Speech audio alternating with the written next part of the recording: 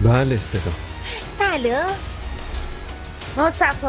مصطفی بایی حتما باز رفته پیاده روی، نمیشه سر جاش بشه.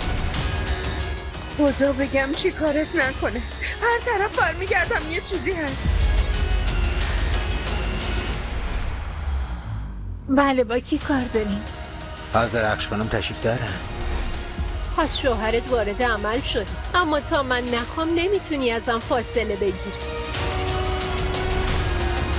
تو این دادگاه نه دروغی هست و نه دفاعی. اونجا فقط اظهارات این دل هست. اون دکمه سردستم رو میدی لطفا؟ یکم پیش بهت گفتم میذارمش روی تخت، گفتی باش. نگفتم. عبدالله بازم داره حواست پرت میشه.